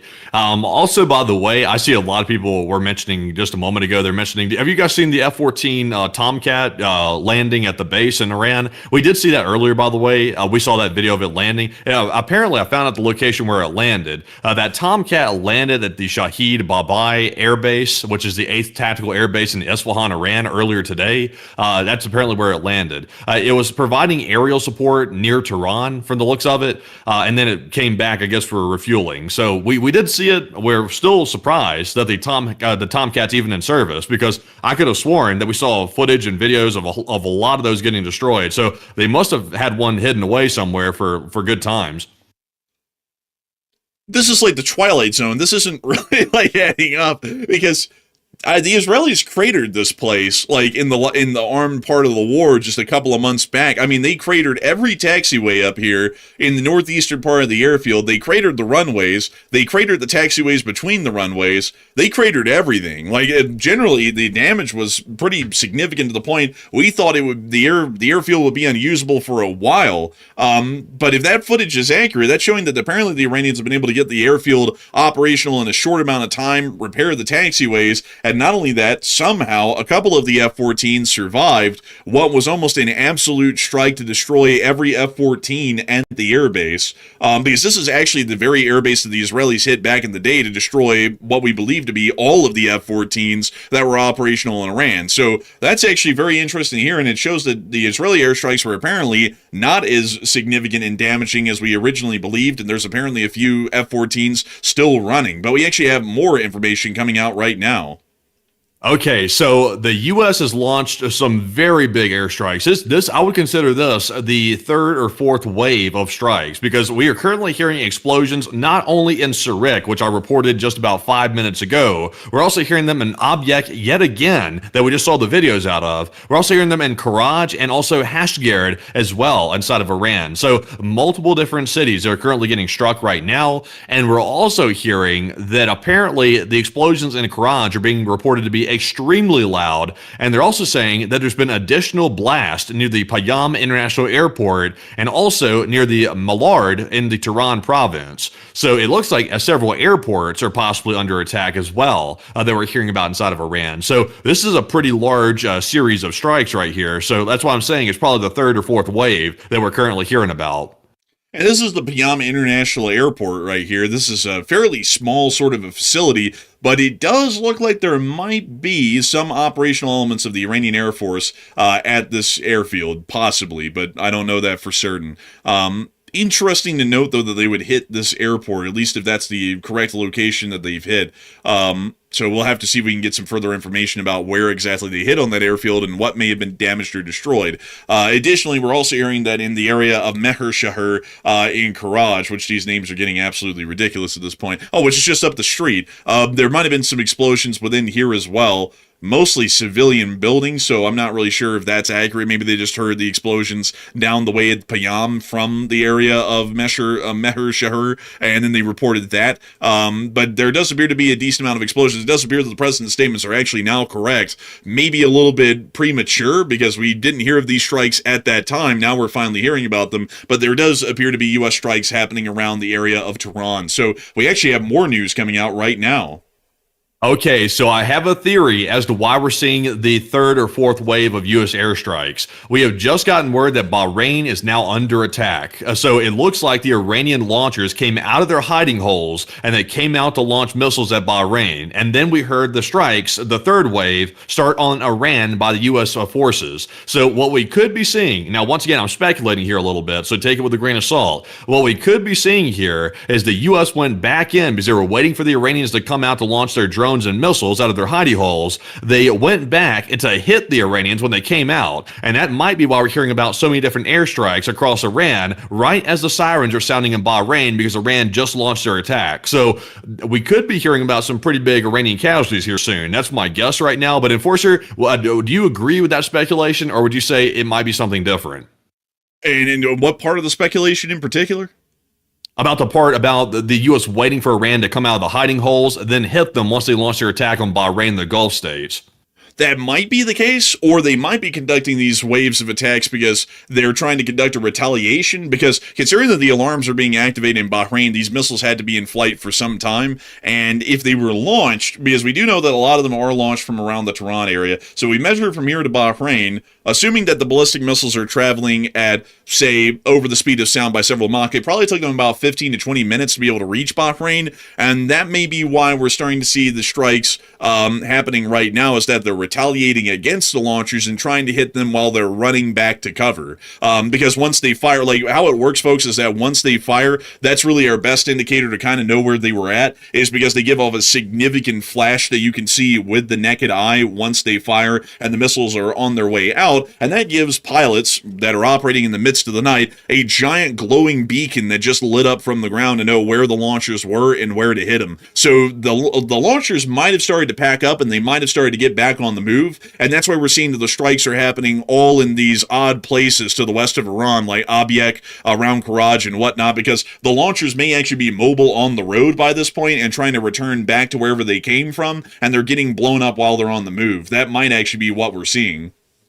That might be. I'll say this though, I am very pleased to see the U.S. taking a very strong stance right now with the Iranians. This is about as strong as it's gotten since the ceasefire was enacted a little over a month ago. So I will say this: I'm actually pleased this evening with what's taking place. Now, obviously, war is not good, but we're in a bit of a quagmire. We're still in it right now because of the Strait of Hormuz situation, and right now this is the closest we've gotten to actually getting closer to resolving the situation by actually going strong against Iran. So. It looks like this thing's about to get out of control. It sounds like as well. I'll be honest. My initial impression right now is that Iran is a little bit on shaky footing right now. Their attack on Bahrain is being interrupted by airstrikes by the U.S. forces, and we don't know how many missiles or how many drones that actually got off at Bahrain. We'll have to see how many that turns out to be. But they're making up a whole bunch of propaganda stories about allegedly attacking the naval base, which never happened, by the way. And right now, Iran's not looking very confident. I'll say that, which is definitely a warranted change.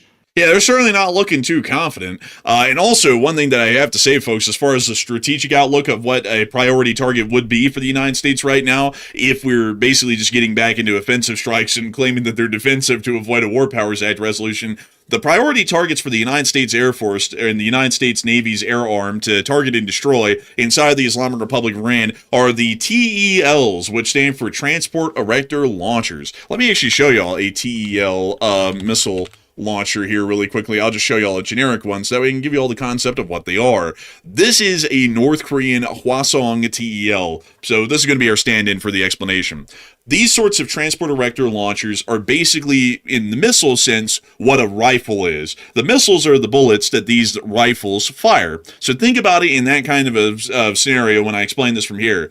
the Iranians only have a limited number of transport erector launchers to be able to fire off their thousands of missiles with, which is where their logistical bottleneck comes into being, is how many TELs do they have and how many of them can fire off rockets over a sustained period of time. If you start to destroy their TELs, you're basically destroying their rifles in a sense, and without a rifle, you can't really use the bullets that you have. And so right now it'd be incredibly important, like we're seeing at the moment, for the US to target and destroy the transport erector launchers, because there are far less of them than there are Iranian missiles. And so striking a TEL has a lot more strategic value to it than trying to destroy any missiles that might be in storage in a tunnel. So at this point, it looks like they're playing the whack-a-mole game where the TELs come out and either they hit them before they fire, when they're firing, or when they're retreating back in the cover and trying to destroy them to greater decrease Iran's missile capabilities. But we actually have breaking news coming out at this moment right now, apparently from the Karg area. So, Matthew, what do we got?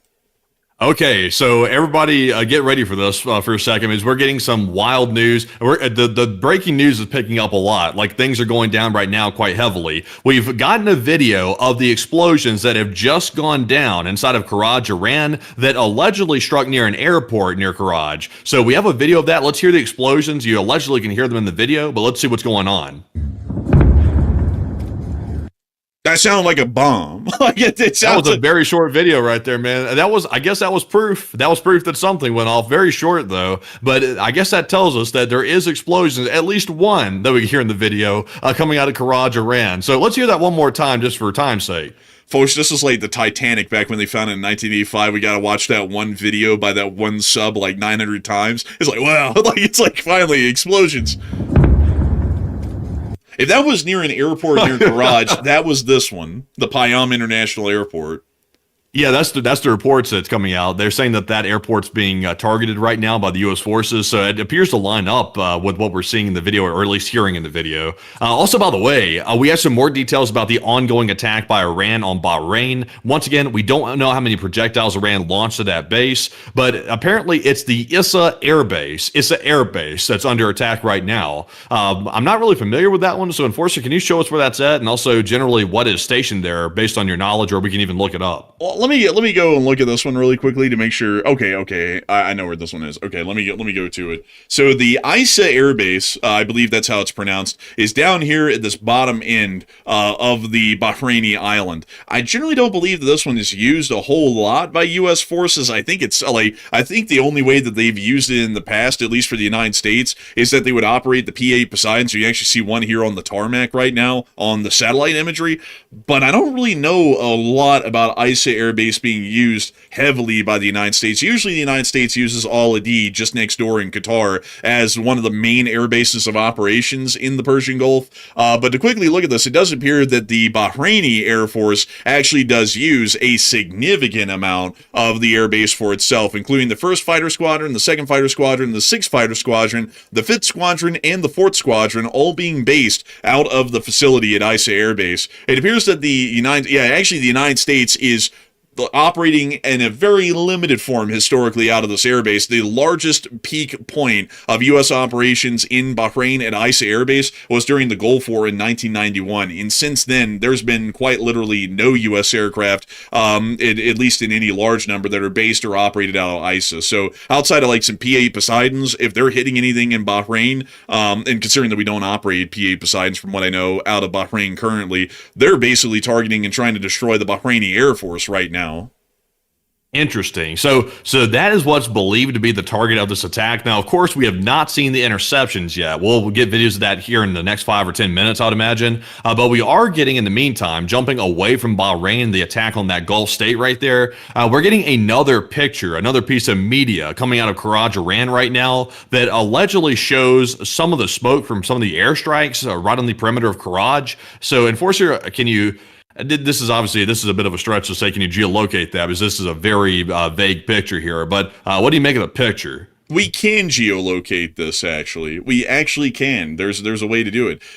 We can see that there are some hillsides within the area. There's no lights around the camera person. There appears to be a trunk on a roadway here, and we have some hills off in the distance looking towards Karaj City. If I go and pull up Google Earth really quickly, and y'all give me like maybe 3 minutes, I can probably find a very rough shot approximation of where that was exactly. So give me just a minute, folks. We're going to head on out there to the Islamic Republic of Iran, and we're going to find this because it is important, because this one does not look to be near to the area of that international airport. This actually appears to be kind of north, like actually like very north, as a matter of fact. So let me get down here really quickly, and let's see, is this close? This. Also, while you're looking at that real quick, by the way, for the people asking, we have no images or video out of Karg Island, but I do want to tell people that we've gotten early reports of strikes on Karg Island. And also, obviously, that's a big deal because Karg Island is home to 90% of Iran's oil export capability. Every single ship that Iran's able to send down with oil, most likely, like 9 out of 10, like most of those ships come from Karg Island. That's a very important island right there, and we are hearing preliminary reports that something has been struck on Karg Island. We don't know if the U.S. has gone for the nuclear option and decided to take out the oil infrastructure there, or maybe the loading piers. We simply don't know. But sadly, I wish I had a video or a picture. We don't right now, but if I get that, I'll be sure to let y'all know as soon as I get it. It's a bridge, it looks like, probably. Like, it may be. Like, the geolocation on this is a little bit rough right now, but giving y'all an approximate location of it, if I can, and let me see if I can get down here on this road and kind of get you very close, as close as I can get. Also, I hate to say it, but your geolocation may be unnecessary. We just got more footage and photos showing exactly where it came from. Oh, really? So let's see what we got. Literally right now. Okay, so there's smoke rising in Karaj from here and there and everywhere. But sadly, this actually doesn't help us out. This is actually worse because you'll know that there's a restaurant right here, lit up in neon green right here. I think it's Caesar Pizza Palace or something like that. Yeah, Caesar Pizza Palace. Praise be to Allah or something like that. Yeah, inshallah, the pizza be the best in the name of Allah. But I got something for y'all right here. This appears to be the closest I can get for one of the strike locations. Let me go back to our original picture here that we're using. Here's this one. And this isn't precise. I want to make that clear. And it doesn't really look like the hills line up exactly, but this is about the closest that it can get us right here. This is just north of Karaj, and you can see Karaj over the hillside. And when we kind of aim downwards a little bit right here, you can kind of see that similar flatter hillside that we can see in the distance where there doesn't appear to be any built-up structures. And then you can see one of the smoke plumes rising from right over the hill. And if it's right over the hill, it looks like this might have been on the Karaj highway. So this might have been attempting to hit one of the bridges around here in Karaj. But once again, folks, this is very, very rough approximating, like literally eyeballing it kind of geolocation right now. I don't really have a lot of landmarks to work off of in these pictures, and I also can't read Arabic, sadly, to be able to pull up the exact restaurant that was shown in that picture and figure out from there what angle we're looking at. Let's see here. Take me back to the. Let me see here. Let me get a translation pulled up here. Hold up. Wait a minute. Take me back to it real quick, man. I can get you the name of that restaurant real quick. Take you back to country roads. Take you home to the place. Let's see. So let's find out what the restaurant is. So hold on just a second here.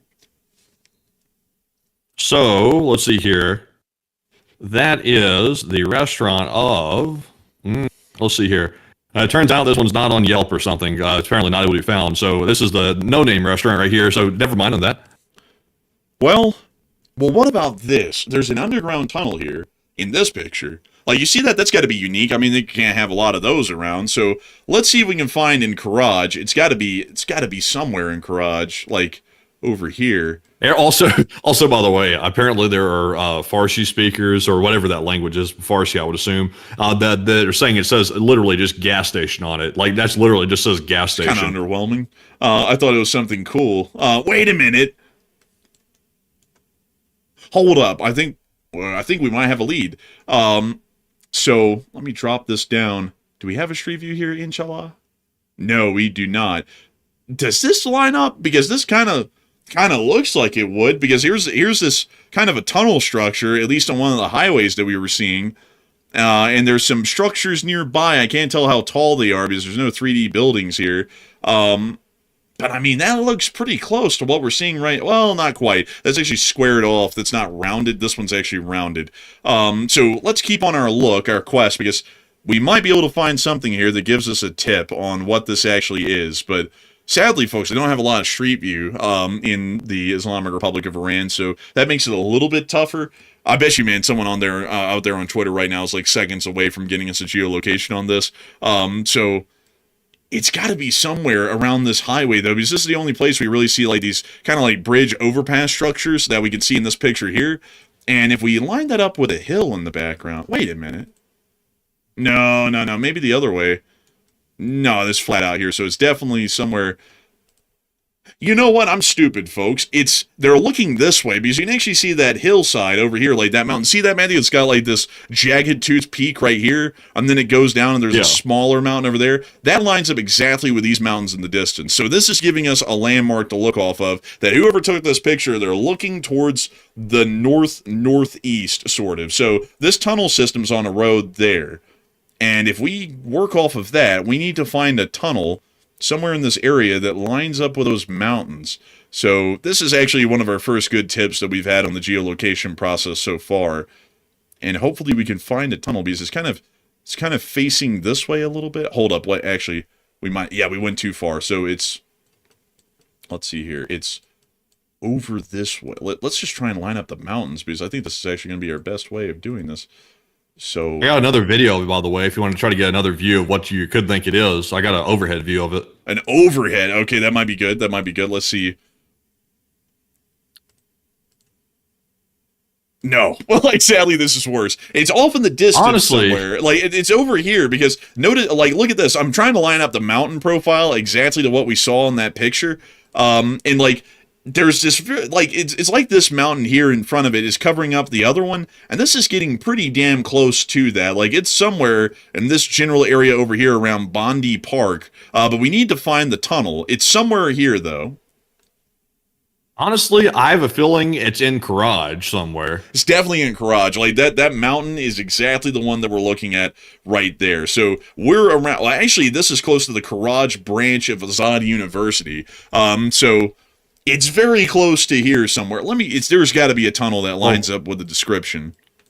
Well, while you're still looking at that, by the way, we have some more breaking news in the meantime right now. We are hearing of Iranian anti-aircraft activity currently over Bushehr in the Bushehr province, which is home to the nuclear site, by the way. I just want to remind people about that. There's currently no indication that the U.S. is going to try to strike the Bushehr nuclear power plant, but it is notable that's in the same area. That is quite notable to say the least. So not really sure what's happening, but we'll get some more information out of Bushehr very, very shortly. But we found also, by the it. way, oh, you did? Yes, we found it. This is the tunnel. This all lines up. Let me show y'all here. The picture was taken from here somewhere. Because, well, actually, it was taken over the road, so let me get right here. So this is the road. You can see the divider down the middle. There's the divider right there. There's the tunnel system. Apparently, we're not able to see the roads on the sides for some reason, but there's one of the apartment buildings right there. The mountain lines up exactly in the distance, and so the camera angle is something like this right here. This is probably about the exact spot that the picture was taken in, because from this angle, those mountains are lining up exactly. You can also see like that cresting one over here on the side a little bit as well. So this is the spot right here where the smoke is rising from, which is now over here, which is somewhere around this garden, actually, the Fata Garden. So looks like something's been hit around here, actually. That's one of the hits. There actually looks to be multiple of them because some of the pictures aren't lining up with that. So interesting. Something was hit around this area. That is interesting. That's good to know, at least generally where it's at. That's good to know as well. In the meantime, though, while we're seeing the location of that strike here in Karaj, we're also getting some more news that apparently explosions are being heard yet again in Bandar Abbas and near Bandar Sarik in southern Iran. So it looks like the U.S. is slamming the hell out of the naval ports for it could be the third or fourth time of the night from the sounds of it. So here's my question, folks.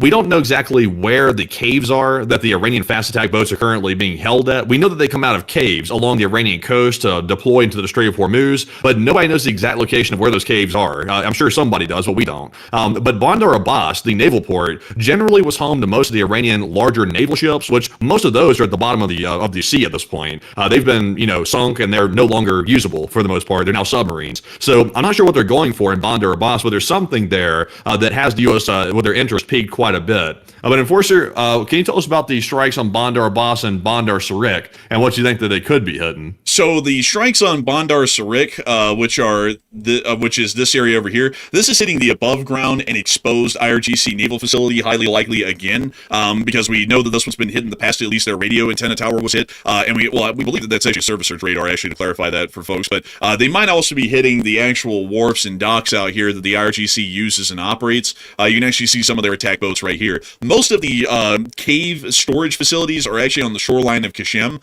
at least from what I've been able to find really quickly online about where these might be. But I wouldn't really know exactly where they are because they have to be built into the cliffside, apparently with boat access or water access immediate. So I wouldn't really know where that would be along the coastline of Kashem because I haven't really seen anything jet out to me, obviously, from other days showing where these would be. So let me see if I can try and find some more information on where the tunnel storage networks for the boats might be on Kashem Island, but that appears to be one of the few places where they're at. Or they're on some of the other smaller, cliffier sided islands along the entirety of the Strait of Hormuz, like, for example, Rock Island here. Also, by the way, like I hate to interrupt from the analysis here with this, but there is another wave. Like I think this might be the fifth wave of U.S. strikes. The U.S. is going hard on Iran. Like I'm really surprised by this. There are brand new reports of explosions in Bandar Abbas, I just mentioned, and also Varamin as well. It's currently under a large attack. Also, we're getting some more video. We're actually getting a lot of video right now. We're getting video of the Iranian drones heading toward Bahrain. And also, we're getting video of the Karaj attack that we just geolocated, or the Enforcer just geolocated a second ago. So, Enforcer, walk us through, like, you can refresh the top of the Twitter page. There's currently a little, story block there of breaking news. Take us through each one of those and show the people what's happening. So here's another clip of one of the strikes in Karaj. Oh, Tomahawk. And here comes a second.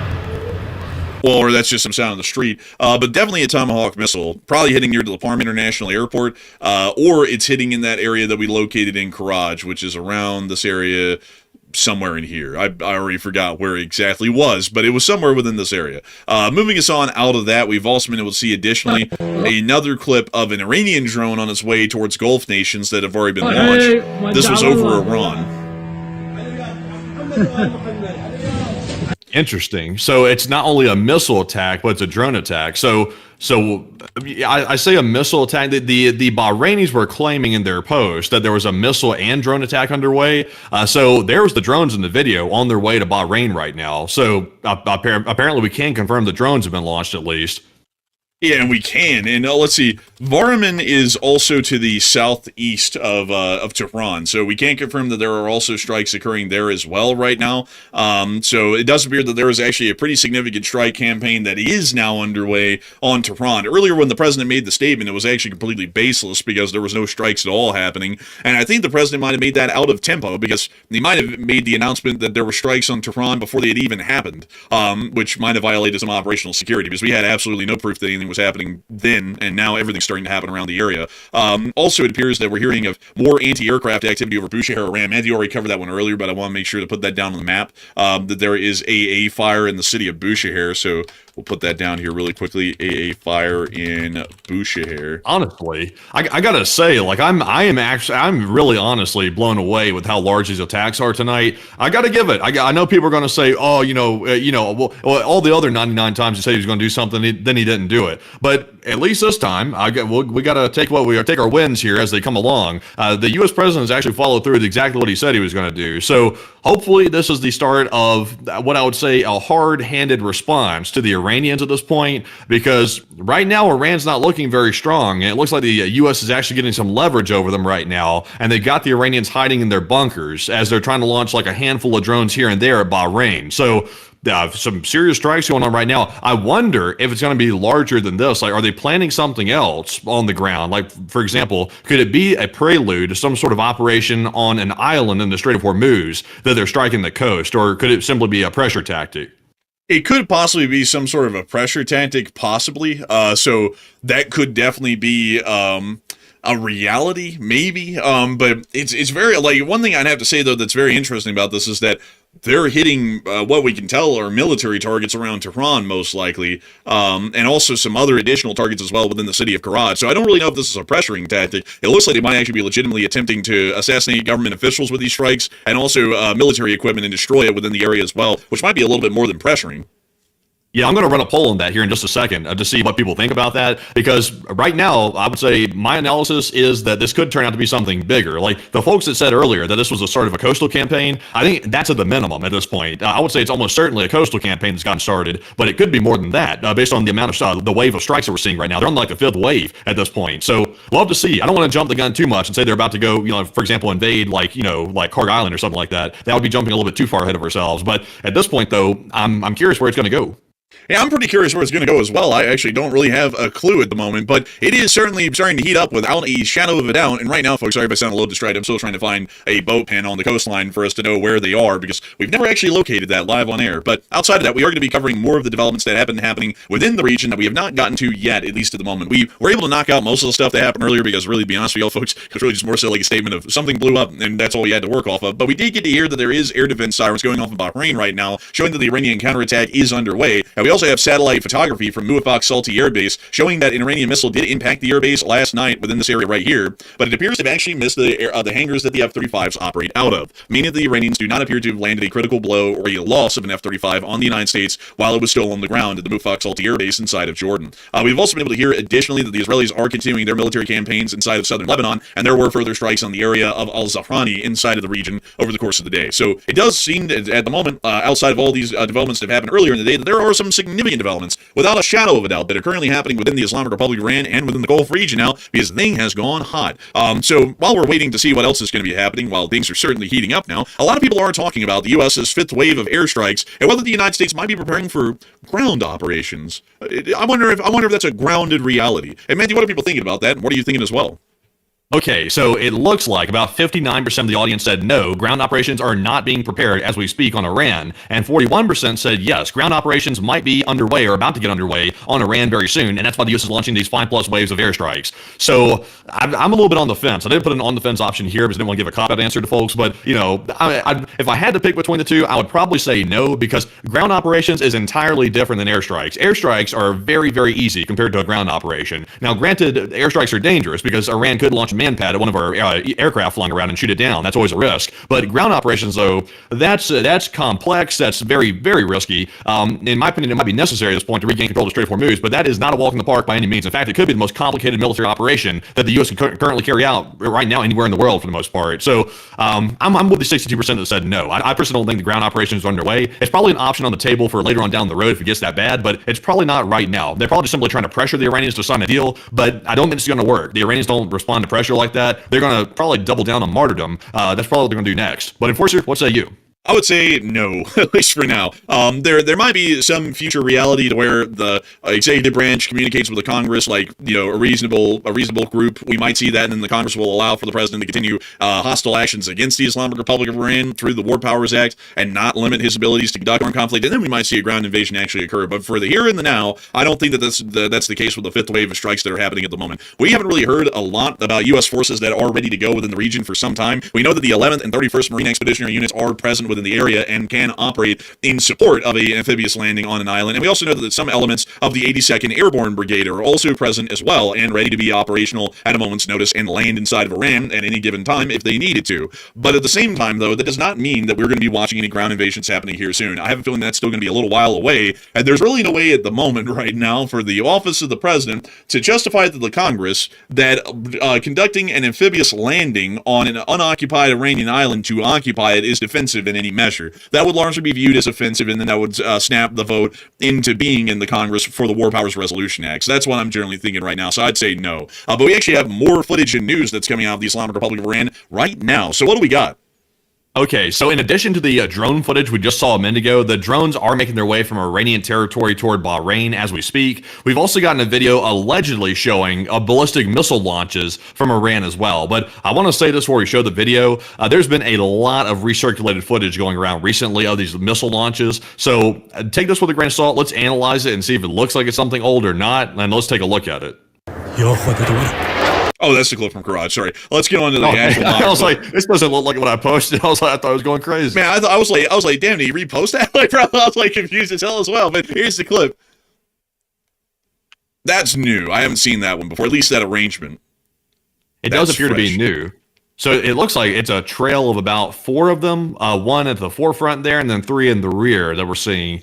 So it looks like it's a smaller one. That's generally what we've seen before. It looks like Iran will fire about 4 to 5 ballistic missiles at the Gulf states each, and then they'll fire a bunch of drones at them on top of it. So that appears to match up with the previous attacks over the last 72 hours. It certainly does appear to be lining up with the attacks. Also, by the way, folks, this is just one launch group. There might be a load of others throughout the country, because usually they launched them in little clusters throughout western Iran. So that might also be possible as well, as that we're just seeing one part of the oncoming missile attack. But this is confirming that ballistic missiles are in the air right now as of 11 minutes ago, and we will be assuming that they'll be entering the airspace of the country, so they're targeting probably within the next few minutes at this point. Usually it takes about 15 to 20 minutes for a ballistic missile to travel from its launch site to its impact point, or getting into its terminal phase near to its impact point. So we'll probably be seeing that all coming out here very soon. From some countries within the region. Maybe even Bahrain is getting attacked again, or it might be a totally different country and a totally different U.S. base that's now under attack as well. So hopefully we'll get some more information out of that here really soon. But do we have any other developments that's coming out on this current situation? So I'm currently looking, by the way, I would not expect the breaking news to slow down here for the moment. We're expecting to get footage out of the Gulf states right now of what's happening there, and also we're expecting to get footage as well of more strikes possibly inside of Iran. So we're hearing as well that apparently it looks like about 15, 20 minutes ago, it sounds like several drones were spotted near Nazarabad in northern Iran. It's not clear whose drones they are, though. It sounds like they might have been trying to attack Iranian territory, these drones right here. Or it could have been surveillance, perhaps. But they're saying they spotted drones near Nazarabad. So where is that exactly? That is just to the south, well, kind of to the southeast of Abyek, around right here. Interesting. So is there any significance of seeing drones around there, or is that just sort of run-of-the-mill? It might be Iranian drone launches, it looks like, because there's not really anything of military significance in the area to be hit, or they could be flying somewhere else to go hit another important target, and this just happens to be something they're having to fly over in the meantime, but nothing of real military significance that we would know of in Nasrabad. Interesting. So in the meantime, I am looking for more breaking news right now. I'm trying to get through all the chaff that comes along. Like I'm seeing a lot of recirculated videos right now coming out. People are trying to capitalize on the buzz right now and reposting old videos. So trying to get to the newer ones here. It becomes a cesspool on Twitter sometimes when there's breaking news like this. Like some people just love to go back and like go through the archives and just pick a video and post it and say, oh, look, it's happening. But it's really not. So right now, that is all we generally have. But the news is coming, folks. Like right now, we're simply waiting on the Telegram post, Twitter posts, etc., and the other sources to catch up to it. There's definitely stuff going on right this second that we're waiting on right now. And it does appear that we are still waiting for further developments at this moment, and we'll be hopefully getting some further information here very soon out of the Iran situation, but certainly a very interesting development to say the least. As we are seeing that there are Iranian missiles in the air, it appears that U.S. airstrikes are still ongoing, and things have probably heated up more so now than when we were live on air when we first started. So definitely getting into some heated moments. It actually sounds like we might have more. So we got a post from CENTCOM again. Honestly, it's a bittersweet thing when we get a post from CENTCOM. I'm not sure if we're going to be able to take glee in it, or we're going to have to sort of pick it apart. But let's see what they said. U.S. Central Command forces completed additional self-defense strikes against multiple targets in Iran on June 10th at the Commander-in-Chief's direction. CENTCOM forces launched strikes on Iranian military surveillance capabilities, communication systems, and air defense sites across Iran. U.S. Marine Corps, Air Force, and Navy assets fired precision munitions on Iranian targets that pose a threat to U.S. forces and international commercial ships transiting regional waters. The strikes are in response to Iran's unwarranted and continued aggression, and U.S. forces remain vigilant, lethal, and ready. And they actually gave us a little nugget here of some footage of the USS Murphy launching Tomahawk cruise missiles into Iran this night. Here's that footage.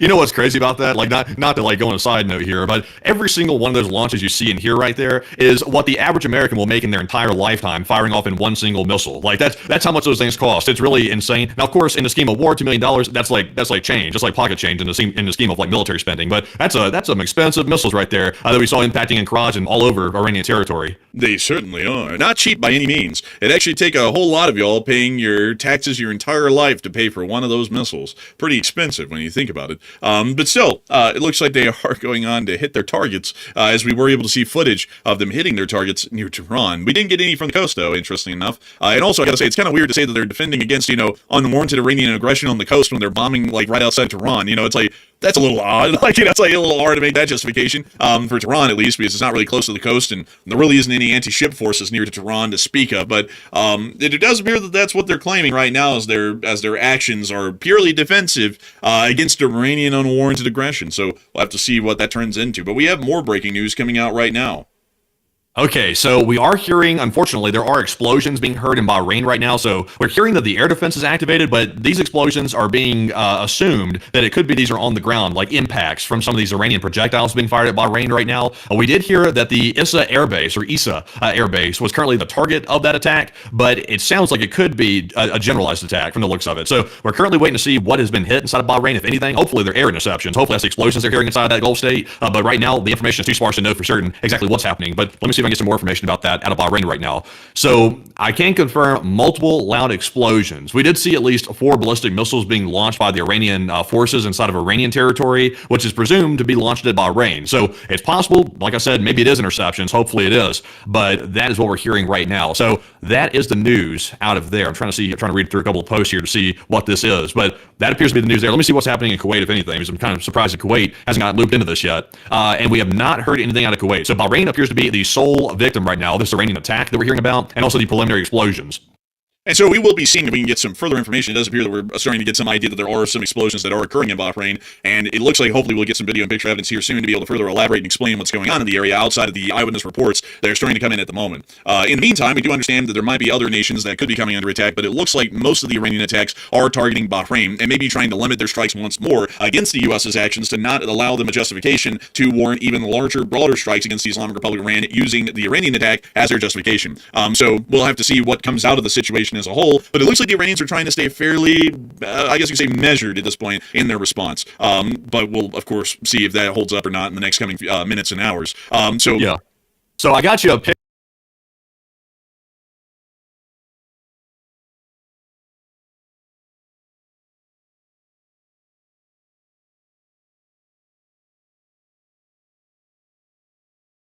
Now that is all the news that we actually have for y'all for right now. We will be back on air here in a little bit if we have any other breaking news. If not, we'll be back on tomorrow. If everything goes okay, if we do have breaking news for tomorrow, or if is more breaking news coming out tonight, we'll be back on later. But if not, we'll be back on tomorrow evening at 4:30 p.m. if we Eastern Standard Time if we have breaking